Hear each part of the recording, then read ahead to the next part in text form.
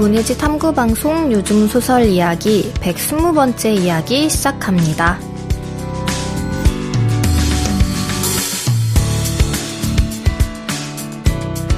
안녕하세요. 저는 KBS 1라디오에서 라디오 프로그램 제작하고 있는 이주영입니다. 네, 안녕하세요. 저는 해방촌에서 문학서점 고요서사 운영하고 있는 차경희입니다. 네, 저희 오늘 방송은 지난 시간에 소개했던 김현수 작가의 신작 단편소설 너무나 많은 여름이라는 제목의 이 소설을 작가님 전문 낭독으로 준비를 했어요. 작가님 목소리로 이 작품 들어보면 더 좋을 것 같다는 생각이 들어서 저희가 전문 낭독 시간 마련했고요.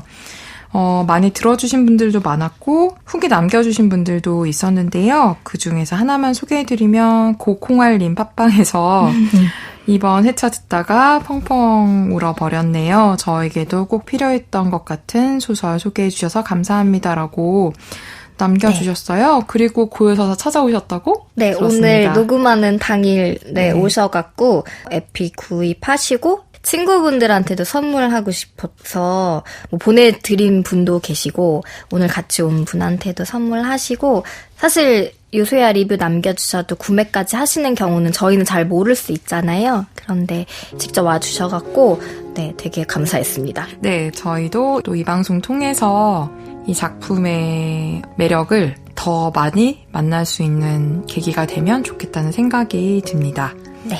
문예지 탐구방송 요즘 소설 이야기 김현수 단편소설 너무나 많은 여름이의 전문을 지금부터 김현수 작가의 낭독으로 들려드리면서 저희는 다음 시간에 인사드리겠습니다. 들어주셔서 고맙습니다.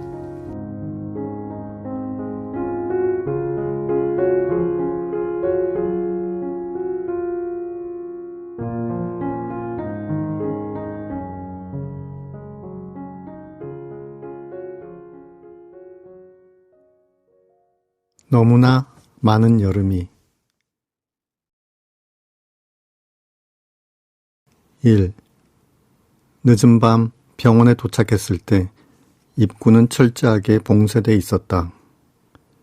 방호복을 입고 보호 장비를 갖춘 직원이 문 앞에 앉아 나를 막아섰다.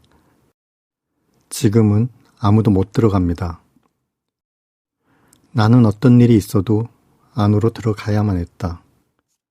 그 말을 하려는데 막상 입이 떨어지지 않았다. 병원 직원이 막아서면 어떻게 말해야만 하는지 형에게 이미 들었지만 소용이 없었다. 내일 낮에 다시 오세요. 묵묵히 서 있자 그 직원이 내게 말했다. 그럴 수는 없었다. 나는 형에게 들은 말을 입 밖으로 꺼내보려고 했지만 역시 잘 되지 않았다. 그렇다고 다음날 나주로 미룰 수는 없는 일이었다. 나는 마침내 입을 열었다. 어머니가 오늘 밤에 임종한다고 해서 서울에서부터 왔습니다. 다급하게 떨리는 내 목소리에도 그는 별로 놀라지 않았다. 병동의 간호사실에 전화해 그 사실을 확인한 뒤 내게 문을 열어줬다. 로비에 불은 꺼져 있었고 인기척은 없었다. 나는 엘리베이터에 올라탔고 서서히 문이 닫혔다.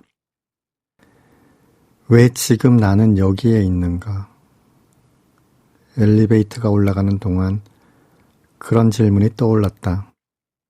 나는 뭔가 쓰고 싶어졌다. 이게 바로 그 이야기다. 2.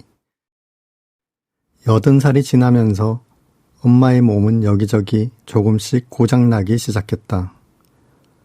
워낙에도 병원에 자주 다녔지만 입퇴원이 부쩍 잦아진 것은 그 즈음부터다. 갑자기 고열이 나거나 주저앉은 뒤 일어나지 못했고 그때마다 병원에 들어갔다.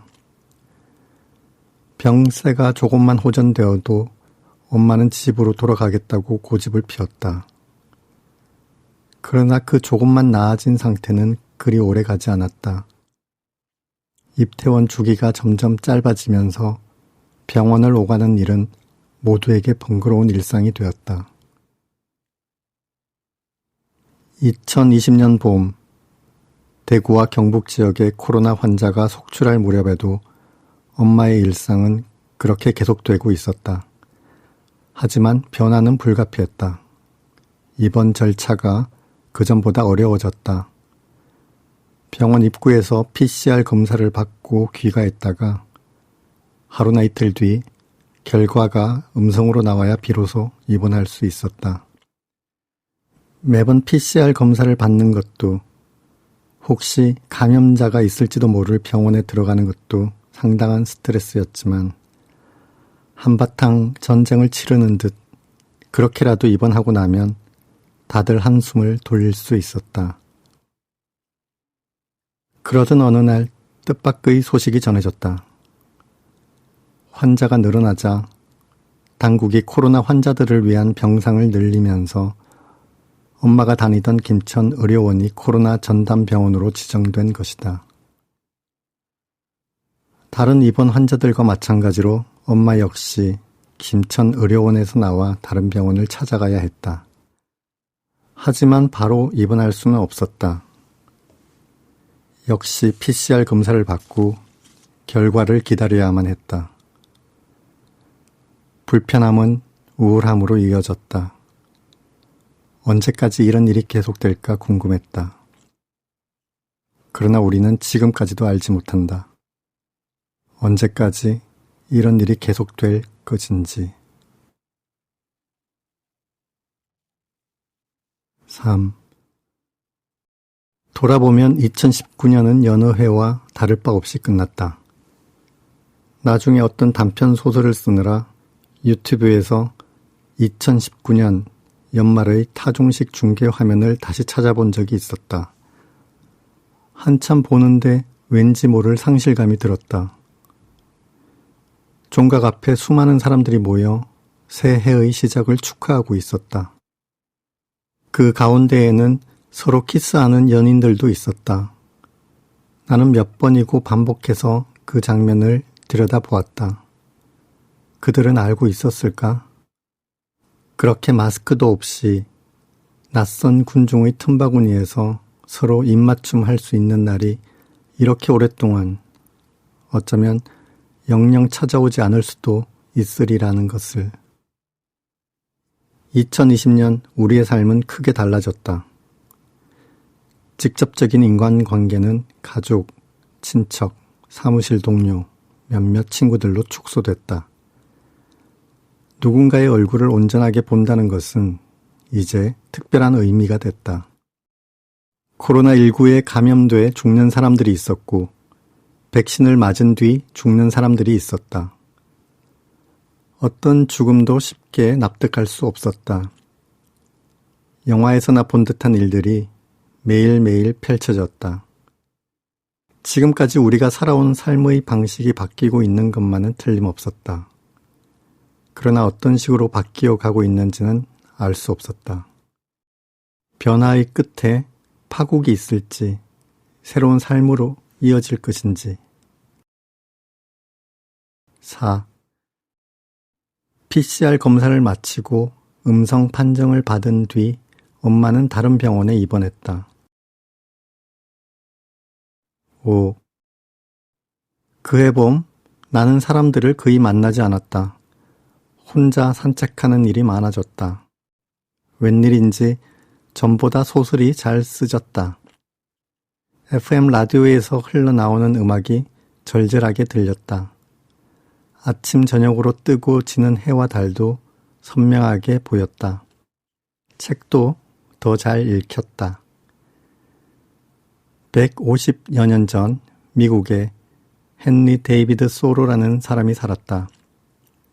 28살이 되던 해 그는 죽는 순간에 이르러서야 제대로 살지 못했다는 사실을 알게 되는 사람은 되고 싶지 않다고 생각했다. 그래서 고향 콩코드 근처 호숫가에 작은 통나무 집을 짓고 그해 독립기념일인 7월 4일 그 집으로 들어갔다. 그 후 2년이 넘도록 생존을 위해 필요한 최소한의 것 외에는 물건을 사지도 쓰지도 않는 실험적인 삶을 살았다. 그 시절의 일기를 간추려 펴낸 책이 바로 월든이다. 월든을 펴낼 때의 일은 1854년 8월 10일 목요일의 일기에 남아있다. 어제 보스턴으로 갔다. 월든이 출간되었다. 딱총나무에 물과일이 맺혔다. 월든 같은 명절을 펴낸 날도 딱총나무에 물과일이 맺힌 날로 기억할 수 있다는 게 소로가 가진 크나큰 힘이다. 소로는 삶의 근원적인 것만 접하기 위해 물질적인 소유를 줄여야 한다고 일기했었다. 물질적인 소유를 줄이면 자연과 직접적으로 대면하는 일이 많아진다. 통나무 집이 작아지면 집 밖의 자연은 그만큼 커진다. 무소유란 어떤 의미에서는 자연을 다 가진다는 뜻이기도 하다. 그의 일기에는 온통 자연에 대한 이야기뿐이다. 올해는 관찰의 해다 라고 1852년 7월 2일자 일기에 써놓기도 했거니와 그는 어미새가 새끼를 돌보듯 주변의 나무와 동물과 노을과 호수를 살펴보고 또 살펴본다. 돌보는 사람의 눈앞에는 너무나 많은 것들이 펼쳐진다. 덕분에 그는 무일뿐인데도 상상할 수 없을 정도로 많은 자연을 가지고 있었다. 욕망에 대답하는 사람이 아니라 삶을 돌보는 사람이 되면서 세상 사람들이 가난이라고 말하는 것이 그에게는 풍요로운 삶이 됐다.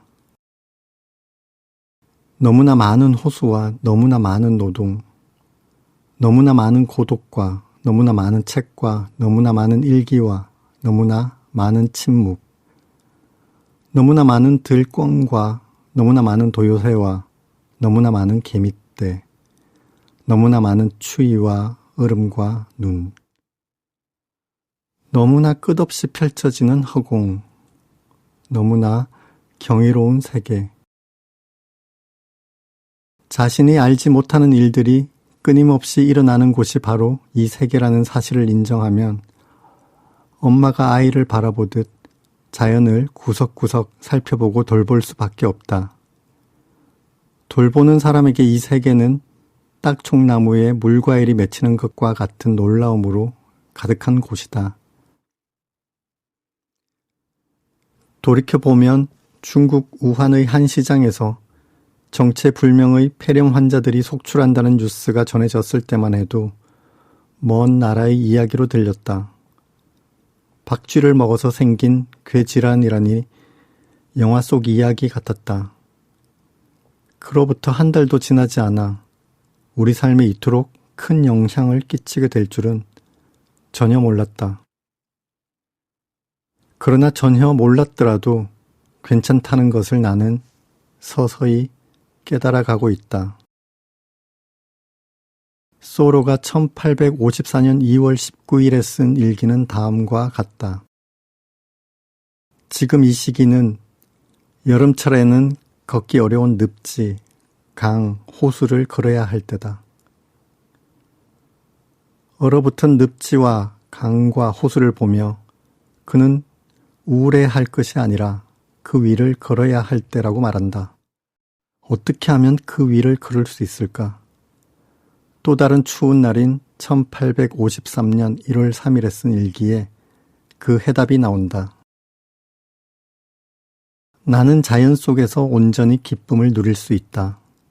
세상이 온통 인간의 것으로 차 있다면 나는 기지개를 켜지 못했을 것이고 온갖 희망을 잃어버리고 말았을 것이다. 나에게 인간은 제약인 반면 자연은 자유다. 인간은 나로 하여금 또 다른 세계를 꿈꾸게 하나 자연은 나를 이 세상에 만족하게 한다. 소로의 문장을 읽고 난 뒤 호수공원을 산책했다. 예년과 다름없이 벚꽃은 피었다. 벚꽃 아래에는 사람들이 모여들었다. 그들은 마스크를 낀 채로 사진을 찍었다. 나는 돌다리 위에서 잉어들이 오가는 모습을 한참 지켜봤다. 그렇게 해서 소로는 죽는 순간에야 알 수 있는 것들을 알게 됐을까? 그렇다면 무엇을 알게 됐을까? 잉어들이 몸을 뒤척이자 붉고 하얀 빛들이 번뜩였다. 세상은 여전히 아름다웠다. 나는 어둑해진 뒤에야 호수에서 돌아와 저녁을 먹었다. 6. 소로는 종교란 대답하지 않는 것이라고 쓴 적이 있다. 대학 시절 내겐 질문이 너무나 많았다. 친구들과 길을 걸어가다가도 어떤 질문이 밑도 끝도 없이 떠올라 뇌리를 스쳐가는 것이 느껴졌다. 그러면 나는 그 자리에 서서 그 질문들을 공책에 받아 적었다. 친구들은 빨리 오라며 나를 채근하곤 했다. 오랫동안 나는 작가의 일이란 그 질문에 대답하는 것이라고 생각했다.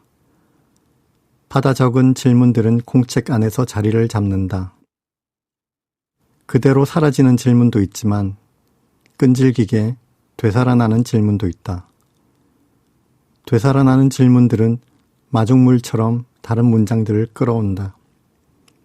나의 것인지 타인의 것인지 불분명한 문장들을, 내 안에 있던 이미지와 단어와 소리들을, 그것은 내 안에서도 오고 나와 연결된 수많은 사람들과 이 세계 모든 곳에서도 온다.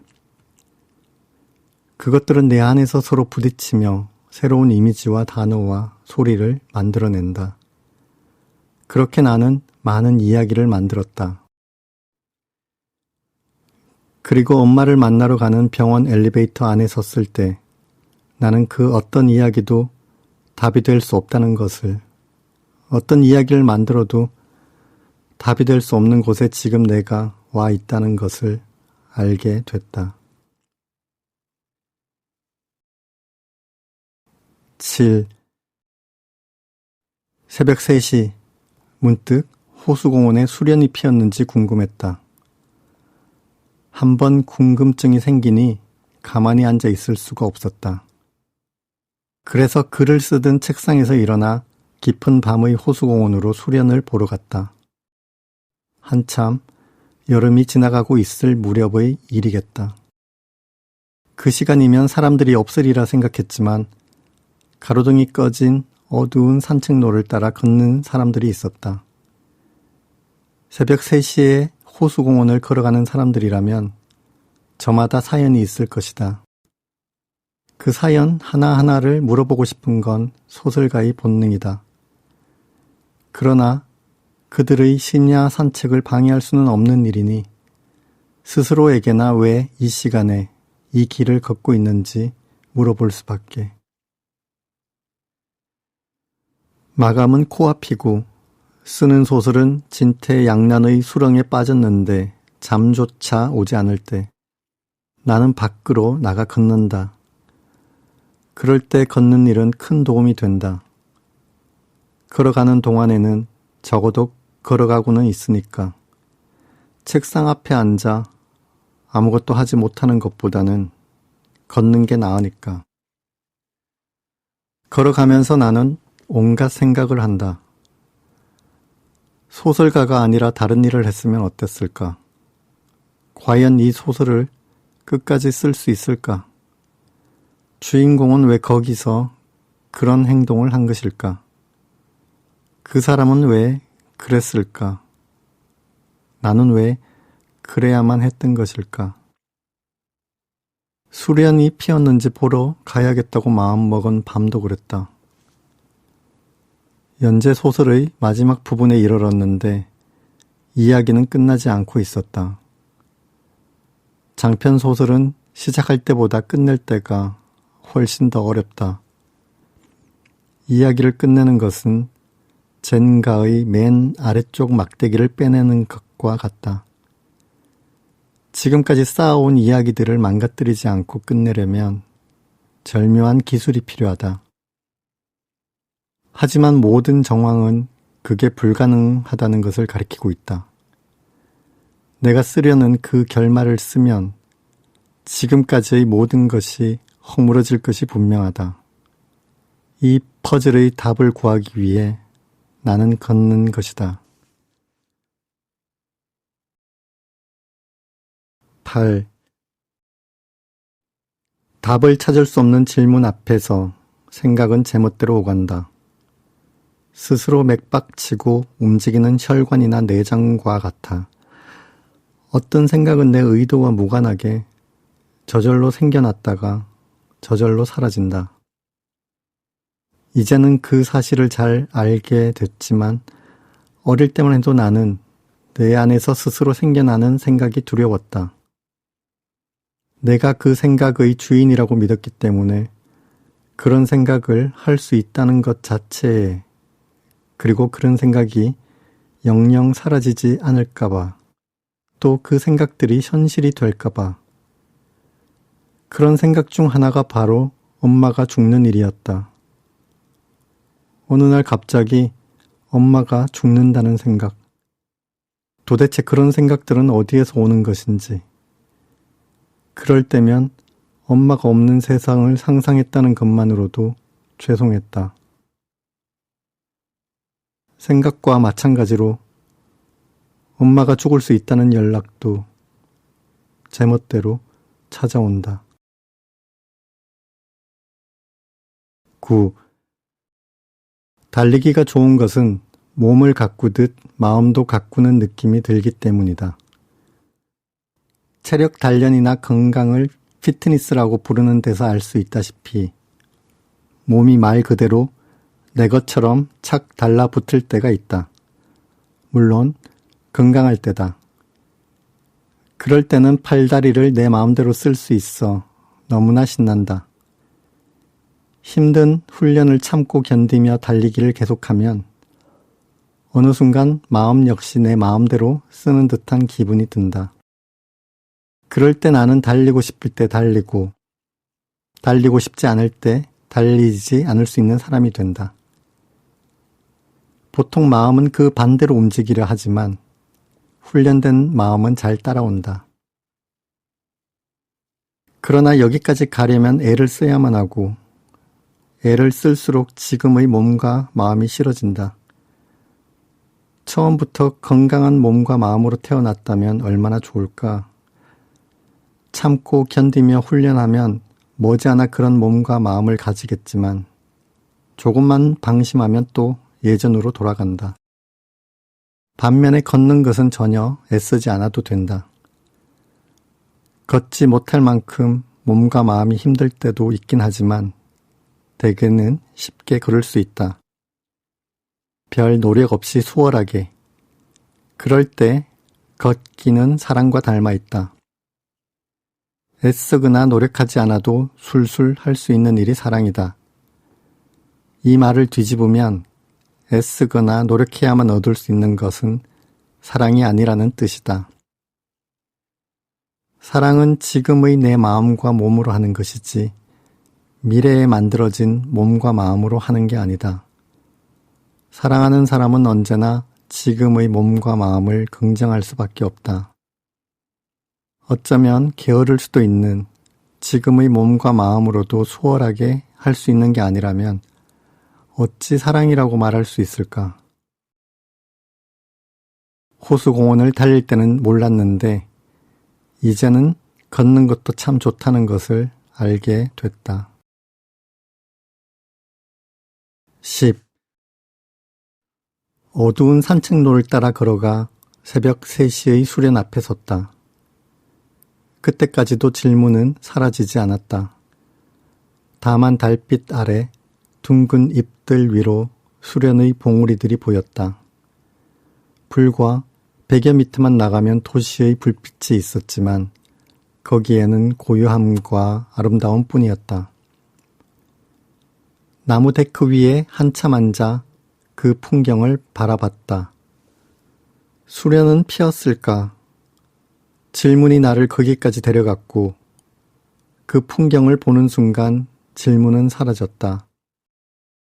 우리는 저절로 아름답다. 뭔가 쓰려고 펜을 들었다가 그대로 멈추고 어떤 생각이 떠오르든 그냥 흘러가는 대로 내버려 둔 채 다만 우리 앞에 펼쳐지는 세계를 바라볼 때 지금 이 순간은 완벽하다. 이게 우리에게 단 하나뿐인 세계라는 게 믿어지는가? 난 믿어진다. 이건 완벽한 단 하나의 세계다. 이런 세계 속에서는 우리 역시 저절로 아름다워진다. 생각의 쓸모는 점점 줄어들고 심장의 박동은 낱낱이 느껴지고 오직 모를 뿐인데도 아무것도 잘못된 것이 없다는 사실이 분명해진다. 새벽 3시의 수련 앞에서 나는 고개를 숙였다. 오랫동안 나는 소설을 쓰는 사람이 나라고 생각했다. 그렇기에 어떤 질문에도 답할 수 있는 사람이 되어야 한다고 생각했다. 답을 알지 못하면서도 마치 아는 척 군 적도 많았고 답을 알아내기 위해 가진 노력을 다해야 한다고 학생들에게 말한 적도 있었다. 그러나 처음 글을 쓰기 시작했을 때 내게 글은 그런 게 아니었다. 글은 내가 쓰는 게 아니라 저절로 쓰이는 것 같았다. 글을 쓰기 위해 애쓰거나 노력할 필요가 없었다. 나는 궁금했을 뿐이다. 어떤 일이 일어나는지 지켜봤을 뿐이다. 그러자 새로운 페이지가 펼쳐지고 문장들이 이어졌다. 질문에 대한 답은 듣지 못했지만 다음 순간 펼쳐지는 세계는 목격할 수 있었다. 이 놀라운 것들은 다 무엇인가? 답을 제시하는 사람의 자리에서 내려와 지켜보고 돌보는 사람이 될 때 모든 질문은 감탄으로 바뀐다. 그때 나는 거기 너무나 많은 삶이 있다는 것을 알게 된다. 10일. 그리고 2020년 2월의 어느 날 고향에 있는 형에게서 전화가 왔다. 엄마가 오늘 밤을 넘기기 어렵다고 의사가 말했어. 어서 내려와. 12. 단순한 질문을 던지고 싶습니다. 애초에 살아간다란 무엇일까요? 그럼에도 삶이 계속 이어지던 2020년 4월 초, 나는 그런 질문이 적힌 편지를 읽었다. 편지를 쓴 사람은 일본의 철학자 미야노 마키코, 수신인은 그와 비슷한 연배의 인류학자 이소노 마호. 두 사람이 2019년 봄부터 여름이 시작될 무렵까지 20통의 편지를 주고받았다. 미야노의 단순한 질문은 18번째 편지, 그러니까 서신 교류가 끝날 즈음에 나온다. 그때까지 두 사람이 주고받은 편지를 쭉 따라 읽으면 그러나 어쩐지 이미 그 대답을 들은 듯한 기분이 든다. 미야노는 오랫동안 유방암을 앓고 있었다. 그는 2018년 가을 갑자기 병세가 악화될지도 모른다는 진단을 받았다. 그 순간부터 그의 삶은 한 치 앞도 내다볼 수 없게 된다. 이에 미야노는 죽음을 앞둔 불확실한 삶에 맞서기 위해 글을 쓰기 시작했다. 그것이 바로 이 편지들이다. 그런데 그가 이 절박한 편지의 수신인으로 평생의 지인이 아니라 그 즈음 한 모임에서 우연히 알게 된 이소노를 택한 건 의외의 일이었다. 이소노 씨는 영문도 모른 채 갑자기 병세가 악화될지도 모르는 제 상황의 한복판에 휘말리고 말았습니다. 라고 미야노는 한 편지에다가 썼다. 왜 편지였을까? 그리고 왜 잘 모르는 사람에게 보내야 했을까? 어쩌면 미야노에게는 편지를 써서 보낸다는 행위 자체가 질문이 아니었을까? 그래서 내용이야 어떻든 만약 답장이 온다면 그것이야말로 가장 훌륭한 답장이 아니었을까. 그러고 보면 미야노가 잘 모르는 이소노에게 절박한 편지를 보낸 데에는 어떤 의도가 있을 수도 있겠다. 죽음을 앞둔 사람이 쓴 편지를 받는 일에는 용기가 필요할 것이다. 심지어 잘 모르는 사람이라면 더욱 그럴 것이다. 그러나 그보다 더 용감한 일은 잘 모르는 사람을 향해 그런 편지를 쓰는 일이다. 미야노는 불확실한 삶 앞에서 용기를 내 편지라는 질문을 던졌고 그 강속구에도 이소노는 나가떨어지지 않고 그 대답으로 답장을 보내는 행위를 했다. 그렇기에 죽음 앞에서 편지를 주고받는 이 행위 자체가 감동적이다. 내용을 떠나 누군가에게 응답을 받는다는 것만으로도 위안이 되는 밤이 있다는 걸 나도 잘 알고 있기 때문이다. 13. 다발성 전이로 재발된 암 환자의 불안과 이에 대한 위로가 전부인 듯한 편지들은 어느 순간부터 우연이라는 문제에 집중한다. 인류학의 관점에서 불운과 불행의 차이를 얘기하는 이소노의 편지를 받고 미야노는 자문자답한다. 나는 불행한가? 불운하지만 불행하지는 않다. 불운과 불행의 차이는 무엇일까? 불운은 불가항력적으로 일어난다. 먼 훗날이 아니라 지금, 다른 사람이 아니라 미야노가 병에 걸리게 된 건 불운이다. 하지만 그 이유를 운명이나 팔자 같은 자기 바깥의 이야기에서 찾으면 불행이 된다. 그래서 불운은 점, 불행은 선이라고 이소노는 말한다. 불운은 우연히 찾아오는 것이라 자신의 인생에서 어디에 위치시키느냐에 따라 불행으로도 웃긴 에피소드로도 대수롭지 않은 일로도 여길 수 있다는 것이다. 미야노는 이에 동의하며 철학자로서 엄청난 일을 감행한다.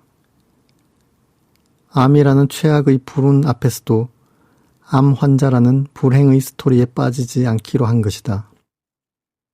그는 불운을 어떤 형태로든 자신의 인생이라는 한 줄기 선에 녹여내기로 한다.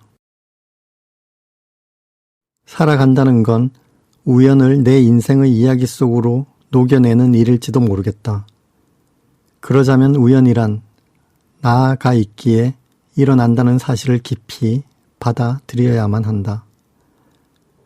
나는 누구인가? 라는 물음에 어떻게 대답하느냐에 따라 행운과 불운이 그 모습을 달리하는 게 인간의 우연한 삶이다. 결국 우리에게는 삶에서 일어나는 온갖 우연한 일들을 내 인생으로 끌어들여 녹여낼 수 있느냐, 그러지 못하고 아니한 외부의 스토리에 내 인생을 내어주고 마느냐의 선택이 있을 뿐이다. 우연을 나의 인생으로 녹여낼 수 있는 사람은 모든 우연에서 새로운 시작을 발견한다. 미야노가 이전까지 알지 못했던 이소노를 처음 만난 뒤 편지를 보낼 수 있었던 것은 이런 태도에서 비롯한다. 자신이 누구인지 아는 사람은 매번 자신의 삶을 새롭게 시작할 수 있다. 설사 죽음의 선고를 받았다고 하더라도 말이다. 14. 죽음의 선고에서 시작된 미야노와 이소노의 편지는 다음과 같은 이소노의 글로 끝난다. 8차례 편지를 주고받은 후 미야노와 저는 참으로 많은 약속을 했습니다. 기대된다. 두근거려. 앞으로 가. 그러게. 두근거린다는 말이 딱 맞네. 자, 이기러 가자. 무조건 이기는 거야. 무슨 일이 있어도. 좋은 여름이 될 거야.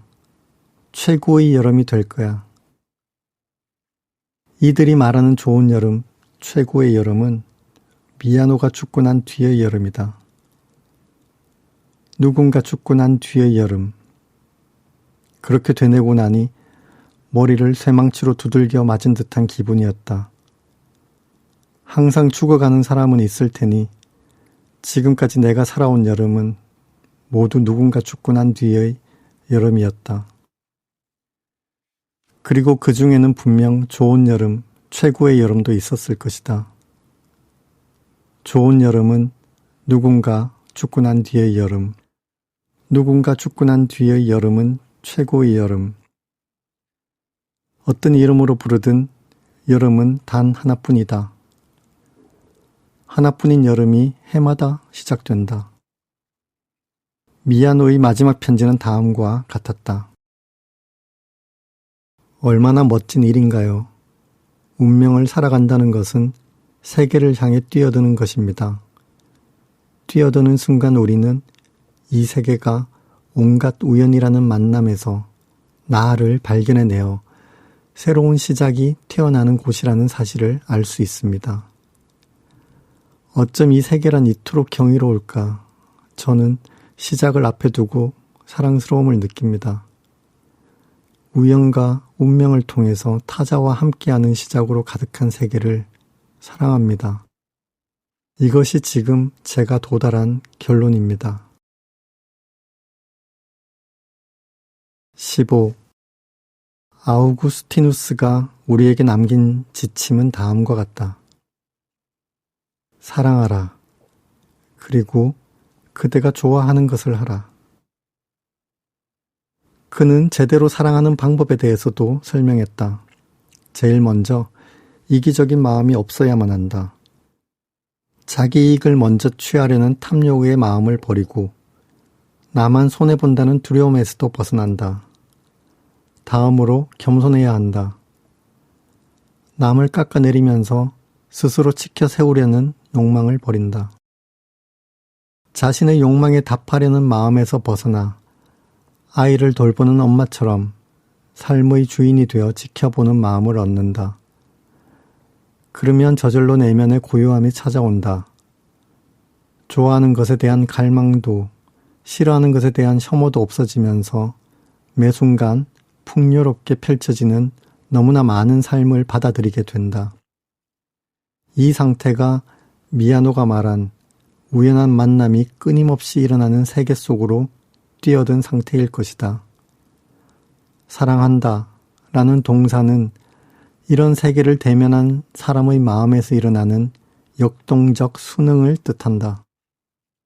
자기 앞의 어쩌면 우연으로 가득한 삶을 기꺼이 받아들임, 그러므로 매 순간 새롭게 시작하기. 사랑이란 지금 여기에서 새롭게 시작하겠다는 결심이다. 그게 우리가 진정으로 좋아하는 일이다. 사랑하기로 결심하면 그 다음의 일들은 저절로 일어난다. 사랑을 통해 나의 세계는 저절로 확장되고 펼쳐진다. 그러니 좋아하는 것을 더 좋아하길, 기뻐하는 것을 더 기뻐하고 사랑하는 것을 더 사랑하길, 그러기로 결심하고 또 결심하길, 그리하여 더욱더 먼 미래까지 나아가길. 16. 내가 태어나서 자란 동네의 이름은 평화동이다. 광복이 되면서 대화정이라는 일본식 지명을 평화동으로 바꿨다고 한다. 아마도 새로운 시대를 맞이해 평화를 바라는 소망으로 바꾼 것이리라. 덕분에 어린 시절부터 나는 평화라는 말을 수없이 말하며 살았다. 그리고 지금은 평화라고 말할 때마다 오래전 우리 가족이 살던 옛 동네를 떠올린다. 평화동을 더욱 평화동으로 만든 건 성당이었다. 김천역에서 3번 국도를 건너면 남산동으로 이어지는 고갯길이 시작되는데 그 길의 오른쪽 언덕에 평화동 성당이 있었다. 어렸을 때의 기억은 내게 감각적으로만 남아있다. 예컨대 밤이 돼 옛집 미닫이 문을 열고 나가면 머리 위에는 꼬마전구처럼 반짝이는 북두칠성과 우유를 엎지른 듯한 은하수가 있어 내가 거대한 우주의 한 귀퉁이에서 살고 있음을 바로 느낄 수 있었다. 그런 감각적 기억 중 하나가 바로 평화동 성당의 종소리였다. 계절마다 시차는 있었지만 대개 골목길로 어스름이 깔릴 즈음이면 성당의 종소리가 둥글게 울려 퍼졌다. 공감각적 표현이라는 말은 학생이 된 뒤에야 배웠지만 그게 무슨 뜻인지는 매일 둥근 종소리를 들을 때 이미 알고 있었다. 평화에 대해 논하라는 논술 문제가 나온다면 아마도 나는 답안지에 이렇게 쓸 것이다. 그건 하루 종일 실컷 놀다가 허기지고 지친 몸으로 저녁을 먹기 위해 집으로 돌아가는 길에 듣는 멀고도 둥근 종소리라고. 그렇게 종소리를 듣고 들어가면 엄마의 저녁밥이 있었다. 내겐 그게 집이었다. 17. 언젠가 엄마에게 내가 어떻게 태어났는지 물어본 적이 있었다. 엄마는 원하지 않았는데 불쑥 내가 들어섰다고 말해 나를 실망시켰다. 그때가 엄마 나이 35살 때였다. 막내로 태어난 나는 식구들의 틈바구니에서 부대끼는 것을 좋아했지만 혼자만의 시간을 보내는 일에도 익숙해야만 했다. 아버지가 출근하고 형과 누나가 학교에 가고 나면 집에는 엄마와 내가 남았다. 설거지를 마친 엄마는 청소를 시작했다. 바닥에 있는 물건들을 모두 치운 뒤 엄마는 가구와 창의 먼지를 틀고 방을 닦았다. 나는 엄마가 걸레질을 하기만을 기다렸다가 그 등에 올라탔다. 엄마는 내 몸무게가 전혀 느껴지지 않는 사람처럼 수월하게 구석구석 걸레질을 했다. 나는 엄마를 안고 매달렸다. 걸레질이 끝나면 엄마는 가게로 나가고 나만 남을 테니까. 나는 엄마에게 껌딱지처럼 붙어 있었다. 엄마가 닦은 장판은 유리처럼 매끄러웠다. 하루에 한 번은 그 장판으로 햇빛이 비쳐들었다. 창을 통과한 빛은 영화관 영사계의 불빛처럼 장판까지 길게 이어졌다. 그 빗줄기 안에는 수없이 많은 것들이 떠다녔다. 먼지들은 스스로 빛을 내는 것처럼 반짝였다. 나는 먼지들을 잡기 위해 손을 뻗기도 하고 그 속으로 들어가 빛을 바라보기도 했다. 그럴 때면 저절로 눈이 감겼다. 머리를 움직이다 보면 어디에 태양이 있는지 느껴졌다. 눈꺼풀 위로 그 환한 느낌이 그대로 전해졌으니까. 눈을 떴다가 다시 감으면 빛의 잔상이 눈꺼풀 안으로 들어왔다. 눈을 감으면 나타나는 무한한 어둠 속에서 그 잔상은 이리저리 움직였고 나는 그 잔상을 따라갔다. 그걸 유령 이미지라고 부른다는 건 나중에야 알게 됐다. 나라면 더 근사한 이름을 붙였을 것이다.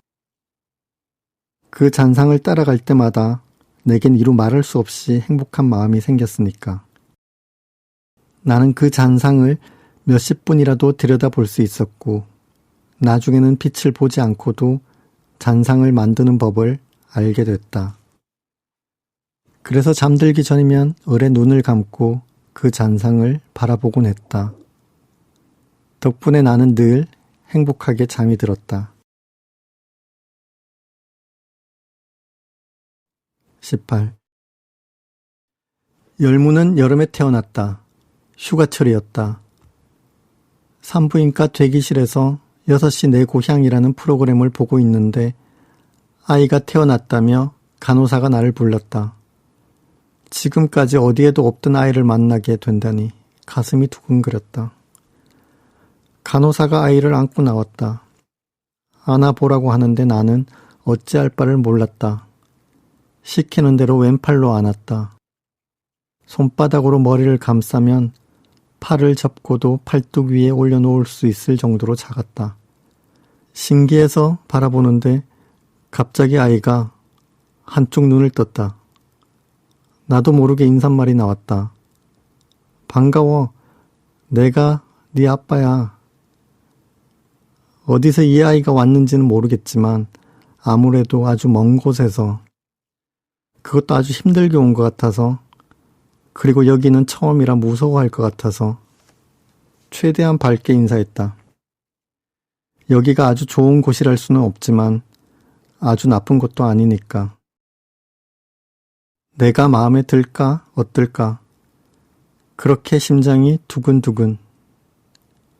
나를 처음 봤을 때 엄마는 어땠을까? 내가 마음에 들었을까? 아이는 경이로웠다. 내가 책임져야만 하는 삶이 거기 있었다. 한번 대답하고 끝내는 게 아니라 영원히 지켜보고 돌봐야만 하는 삶. 선물처럼 받았으니 나 역시 주고 또 주기만 해야 할 삶이 거기 있었다. 엄마에게도 나는 그런 존재였을까? 19. 프랑스의 소설가 파스칼 키냐르는 이런 문장을 남겼다. 다음 8가지가 사랑의 결과다.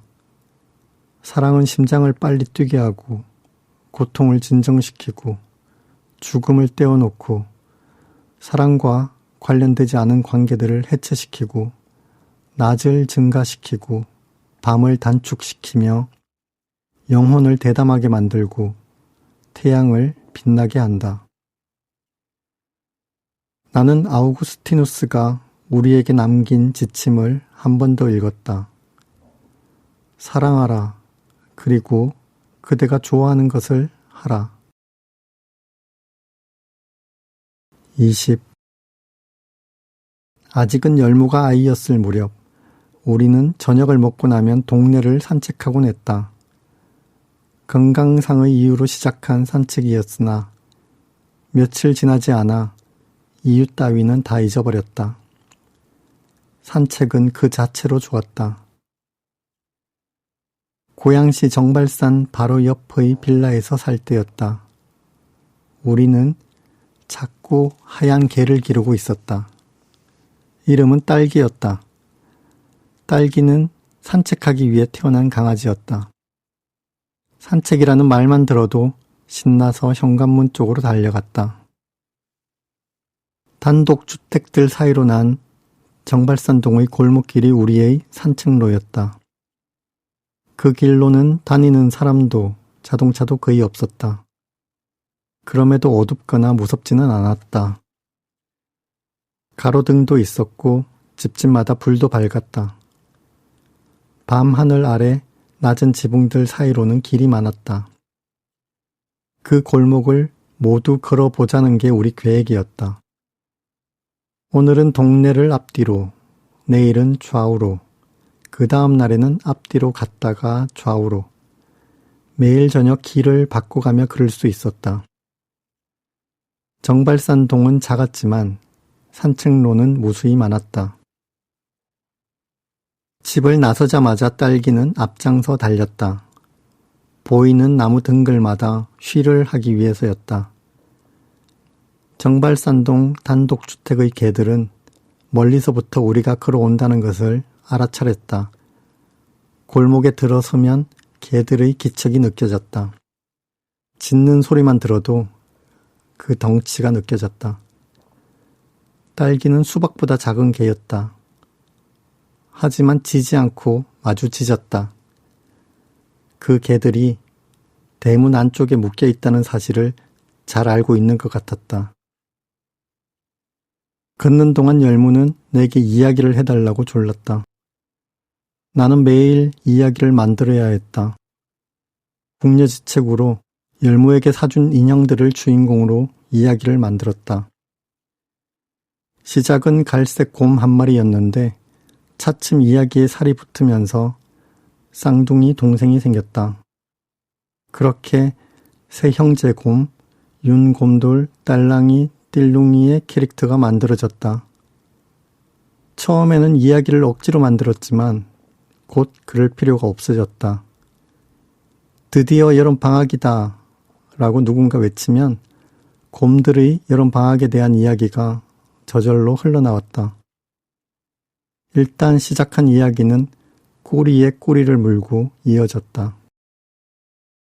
보통은 근처 칼국수집 정도까지 가면 돌아오는 산책길이었지만 이야기에 빠지면 수정공원을 지나 초가집까지 갈 때도 있었다.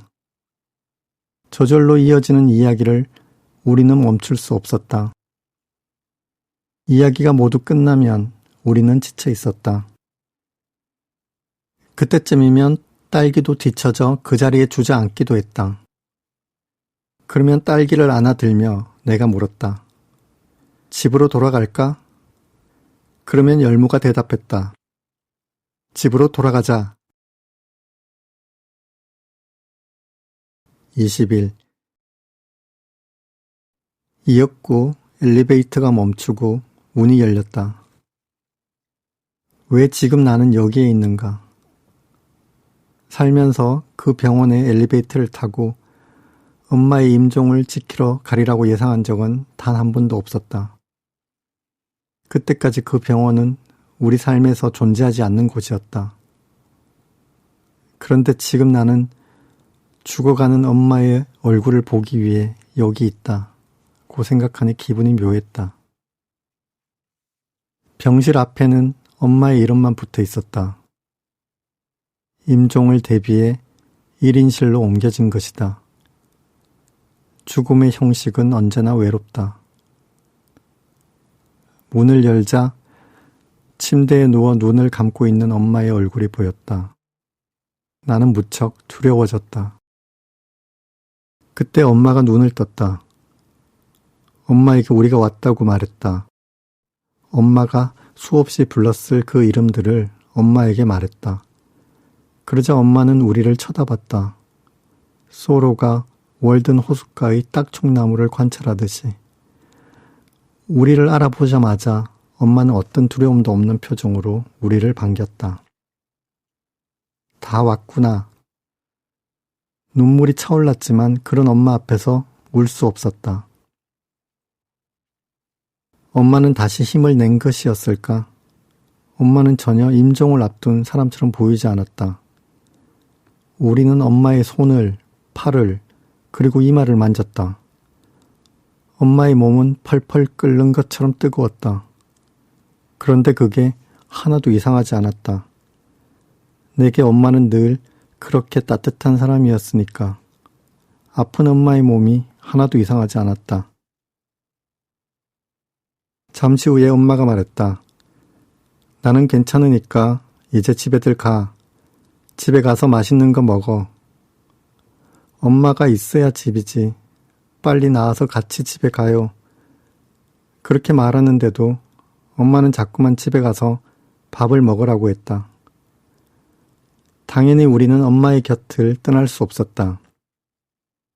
그날 밤 엄마도 우리의 곁을 떠나지 않았다. 그렇게 의사가 임종의 밤이라고 말했던 밤을 엄마와 우리는 무사히 넘어갔다. 22. 잠을 자다가 나는 저절로 흘러나오는 목소리를 들었다. 나는 어둠 속에서 그 말을 받아 적었다. 아침에 깨어서 보니 공책에는 이렇게 적혀 있었다. 잘못된 선택은 없다. 잘못 일어나는 일도 없다. 나는 그 말과 아우구스티누스의 지침 사이에 그러므로라는 접속사를 넣어 연결해 봤다. 잘못된 선택은 없다. 잘못 일어나는 일도 없다. 그러므로 사랑하라. 그리고 그대가 좋아하는 것을 하라.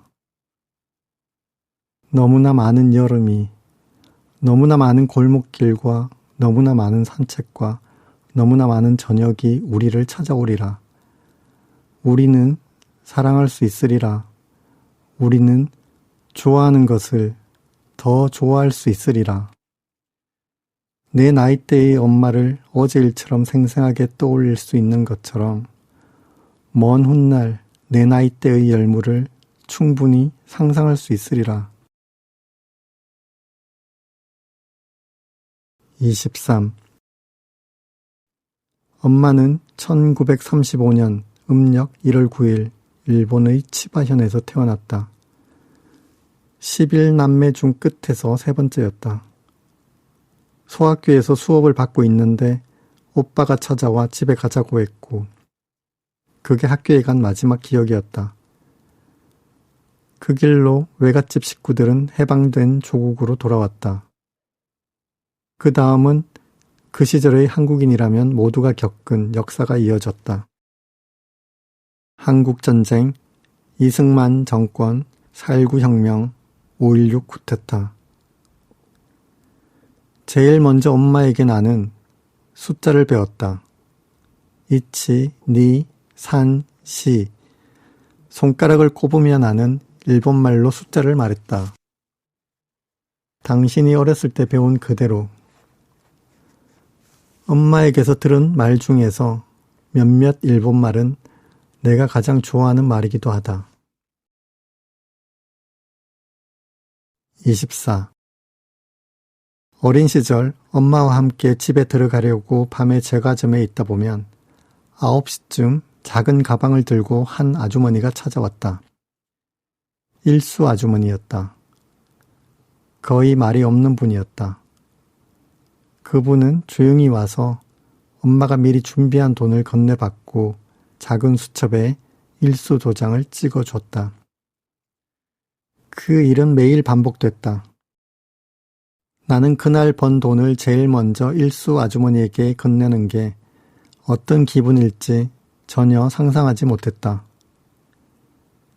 빚을 모두 갚고 나서도 아주 오랜 시간이 지난 뒤 매일 돈 받으러 오던 게 지긋지긋했다고 엄마가 말하는 걸 듣고 깜짝 놀란 적이 있었다.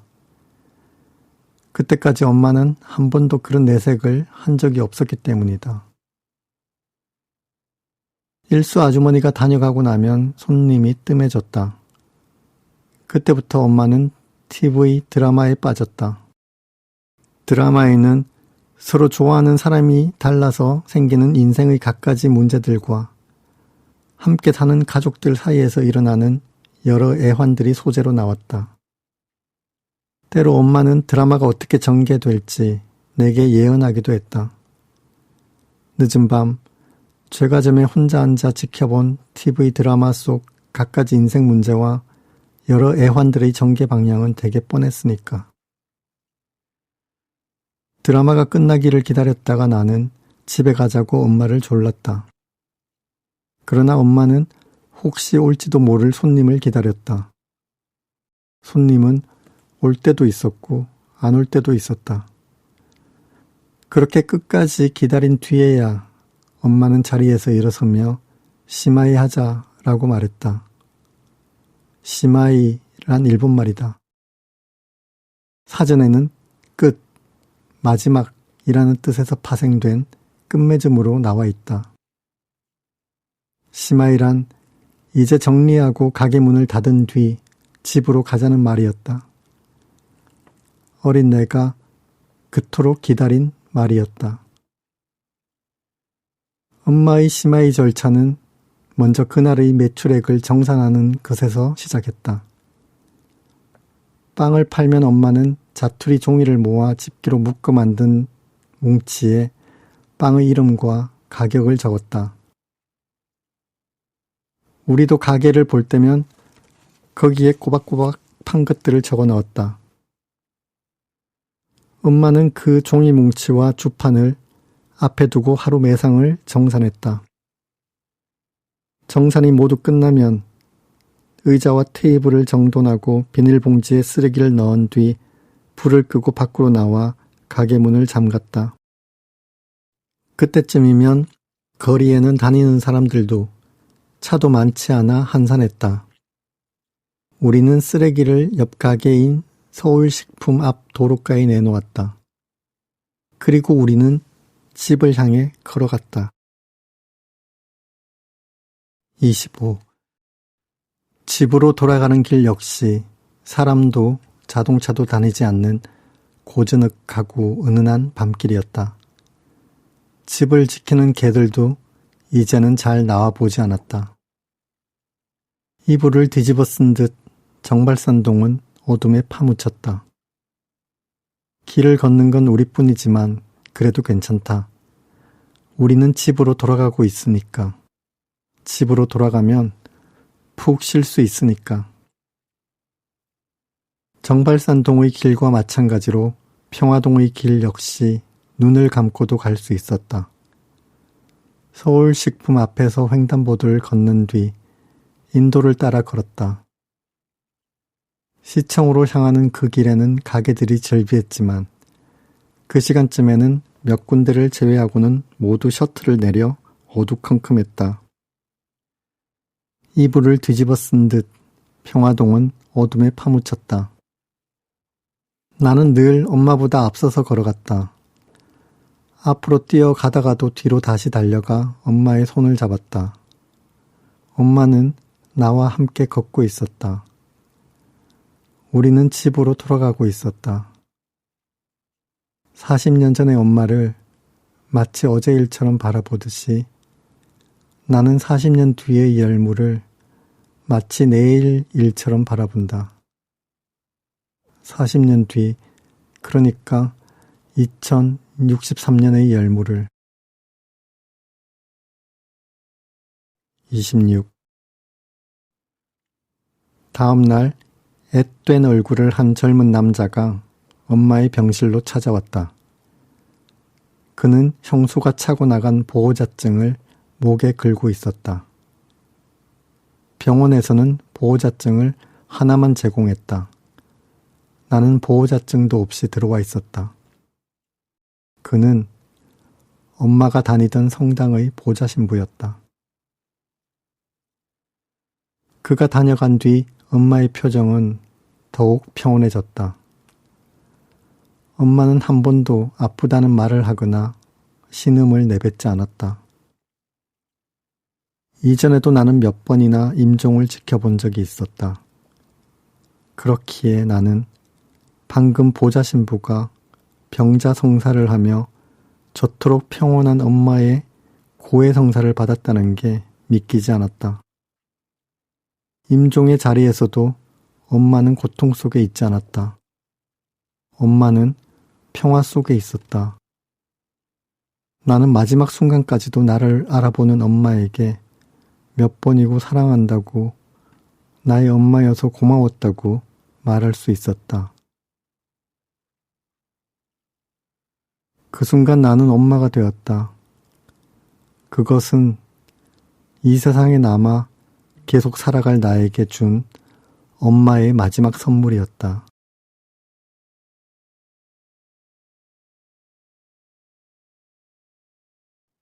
1224. 재난 문자가 들어오는 소리가 요란스레 울려 잠에서 깼다. 난방이 끊긴 방 안의 공기는 밤새 차갑게 식어 있었다. 몇 겹이나 옷을 껴입은 뒤 나는 창문을 열었다. 불빛이 한 점도 없는 거리로 희끄무레한 것들이 날렸다. 그 눈이 언제부터 내리기 시작했는지 나는 알지 못한다. 그리고 언제까지 내릴지도. 기나긴 여름의 그림자처럼 포근한 가을이 계속 이어지는가 싶더니 12월이 되자 갑자기 기온이 영하권으로 곤두박질 치면서 겨울이 시작됐다. 그 뒤로 눈은 한 번 내리면 쉬지 않고 쏟아져 봄이 올 때까지 녹지 않았다. 언론에서는 연일 기후 비상사태에 대한 뉴스를 쏟아내고 있었다. 이 와중에 전쟁도 계속되고 있었다. 해가 뜨기를 기다렸다가 호수공원으로 나갔다. 지난 여름 호수에는 피난민들이 버린 오물이 떠다녔고 관리하지 못한 화단에는 잡초가 웃자랐다. 해가 질 무렵이면 미세먼지로 흐릿한 석양을 배경으로 날벌레들이 뭉쳐 날아 숨쉬기가 힘들 정도였다. 북풍은 그 모든 것을 몰아냈을 뿐만 아니라 백설의 두툼한 이불을 깔아 한순간 세상을 새뜻하게 만들었다. 희망을 버리니 절망은 저절로 버려졌다. 아무 욕망도 없는 마음으로 걸어가는데 깍깍거리는 소리가 들렸다. 눈 쌓인 가로등 위에 앉아 설경을 감상하던 까치의 감탄사였다. 내가 올려다보자 까치는 맞은편 나무로 날아가더니 시치미를 뚝 떼고 과묵해졌다. 바람이 불었다. 나뭇가지 위에 쌓인 눈들이 스르르 사선으로 쏟아졌다. 그러고는 아무 일도 없었다는 듯 다시 바람은 잠잠해졌다. 우듬지 너머의 하늘로는 온통 하얀 빛이었다. 긴 겨울이 시작되고 있었다. 이제 눈은 내리고 또 내리고 쌓이고 또 쌓이기만 할 것이다. 호수의 작은 섬에 있는 지붕 딸린 벤치까지 걸어가 며칠 전에 받은 편지를 읽었다. 거기에는 이번 여름 생일 때면 뵐 수 있을 것 같아요 라고 적혀 있었다. 사각사각 눈 쌓이는 소리가 들려 돌아보니 벤치 옆 산수유 나무에 저마다 제각금의 눈을 이고 붉은 열매들이 매달려 있었다. 편지를 다시 주머니에 넣고 나는 호숫가 울타리를 따라 걸었다. 내겐 너무나 많은 삶이 있었고 이제 나는 괴종시계처럼 늙어버렸다. 얼어붙은 호수를 건너온 눈보라가 얼굴을 덮쳤다. 이내 안경알이 흐려졌다. 흐리마리 하얀 빛에 갇혀 헤매다가 나는 나무 한 그루와 부딪힐 뻔했다. 눈 쌓인 호수의 하얀 빛을 바라보고 선 독일 가문비 나무였다. 독일 가문비 나무는 묵묵히 눈을 맞고 서 있었다. 독일 가문비 나무와 눈은 하나가 되어가고 있었다. 그 나무처럼 나도 눈을 맞기로 했다. 이제 나는 슬픔 같은 것은 상관하지 않는다. 그저 묵묵해지려 할 뿐이다. 언제부터 그 눈이 내리기 시작했고 언제까지 그 눈이 내릴지는 나도 독일 가문비 나무도 알지 못하니까. 왜 그런 눈이 내리는지도. 다만 우리가 아는 것은 지금 이 시기는 여름철에는 맞기 힘든 눈을 맞아야 할 때라는 사실뿐.